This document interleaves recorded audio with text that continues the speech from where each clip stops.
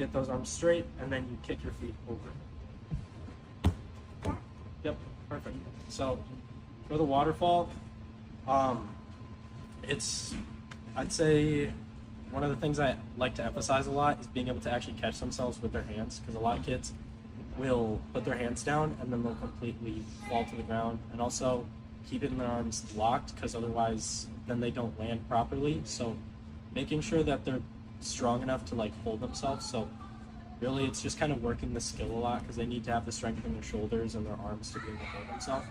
Once they can get that, that's like the main focus. So then they just, as long as they can kick their legs over, then that's good. A big mistake that a lot of kids will make that can really ruin the waterfall and is really not helpful for back handsprings is if they reach their hands out super far. You want your kids to keep their hands, as they're putting them down, you want them to be close to the block, but this is not what you want. So Juliet, kick over from that position. Yeah. So, yeah, you do not want your kids to do that, because otherwise it makes it 10 times harder to kick their feet, and having them spread out their shoulders like that is really hard for a back handspring. So, yeah, that was good. Do you want to show us one more good example? This one? Yeah, a good one. Where you put your hands close.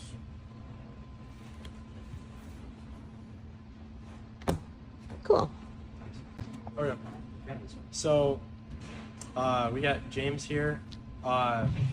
So, James, what you're gonna do, I want you to face that wall over there. I want you to lay on your back. Yep. And try and bring your shoulders to the edge of this mat. So scoot back a little bit. Like that, and then lay flat on your back. Don't worry, I got you. So, from here, you're gonna put your hands back and get your arms straight like this, and you're gonna reach down and touch the floor. Okay? You might need to scoot back a little bit. Reach down and try and touch the floor. I got you, dude. So from here, I just grab their back, and then you're gonna kick your legs up and over, and then I help you kick. That's really it. That's good. High five, dude. Yep. Put your arms back. Perfect. And then kick. Awesome. So the next thing they should learn how to do is a hollow jump. So there's like a couple different positions for back handspring, but one really important one is like the sit position into like that, having your arms straight, your legs locked, and kind of just getting into that motion of jumping backwards. So for this position, you really want your kids to be super tight, so they have their legs completely straight together. Same thing with their arms. You want their arms to be completely locked up by their ears. And then you also want them to keep their core super tight, so that when they jump back onto the mat, they don't kind of flop. So, Juliet, you want to do it? Oh, good. So, for that, the most important things are just like keeping tight and making sure they don't, when they jump back, they don't kind of flop or turn around. You want them to be able to jump and land on their back. Yeah. Oh, that was good. So that one was better, but yeah, if they're not jumping back, some of the things that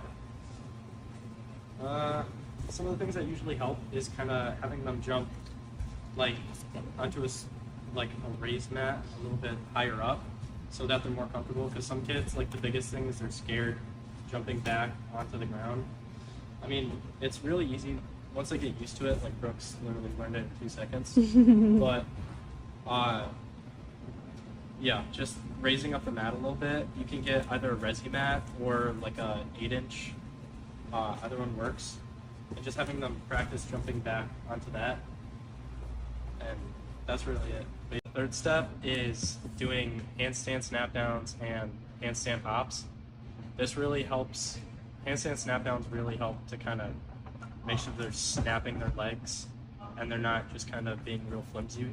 And then handstand hops really help to like make sure they're pushing through their shoulders. So, you want to show us handstand snap down? Perfect.